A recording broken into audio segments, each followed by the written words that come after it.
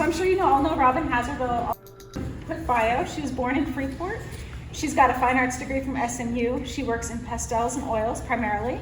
She has shows at galleries in Dallas, San Antonio, and Little Rock. And it's been within the last decade she's relocated to Rockport, where she's become a member of the Rockport Center for the Arts and currently serves on the exhibition committee. Talk a little bit about yourself. Tell us about your artistic background and when you moved to Rockport and why. Okay, so I've always been artistic. From being a kid, I was always coloring, and it was Play-Doh, and then it was on to drawings. In school, at SMU, everything was black and white until I did printmaking, and then boom, I landed in Oz, everything was in color. And ever since then, it's like I can't let color go. So that's pretty much my art training or upbringing. Moved to Rockport in the fall of 2015. I was going through a major life change, and my parents decided, aha, let's all move back to Rockport. Because they absolutely loved it here. So that's what we did. The three of us, their cat and my two dogs, loaded up, and we moved to Rockport. Can you tell us a little bit about where you find your inspiration? Like, where does all this imagery come from? The majority of it comes from my surroundings. I paint what I see. My professor at SMU, when I was graduating, overheard me having a conversation with another student, and they were like, I don't know, what are you going to do? I don't know, what are you going to do? You know, and he came around the corner and he says, why don't you sell your art? You know, so, oh, okay. And I said, well, what would I paint? And he said, well, paint what you like. So you put that in the little, back in your brain and keep that with you.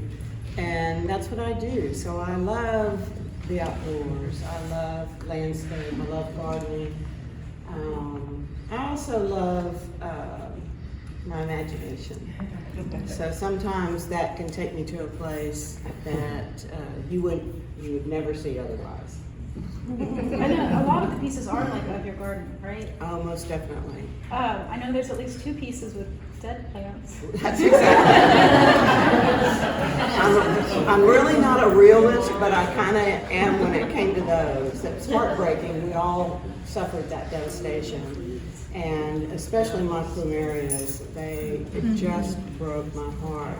And so the one back around this wall, which I don't think you care for because it's back behind the wall, it's called I Used to Be Green. And I did a beautiful drawing of it, and then I did the painting of it. I brought those all the way from Arkansas. So that's my tribute to those. And then the other one, called the Nude, that is a split leaf philodendron. I can say that because I did not drink that big scotch that was handed to me. And all of his leaves had fallen off. And so I had painted. It's just beautiful. And by the way, he's coming back. Yeah. Can you tell us a little about your influence, like your artistic influences? Sure. When I was very fortunate in Houston going to high school. I studied under Henry Gadbois, and he was phenomenal in teaching us art history. And one of the things that I learned from him, they were the old masters.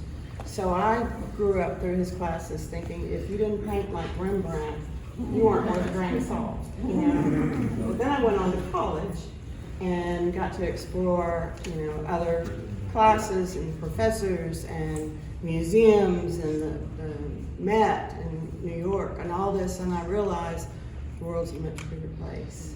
And that's when I fell in love with Matisse. And from Matisse, I went on to Van Gogh and Gauguin.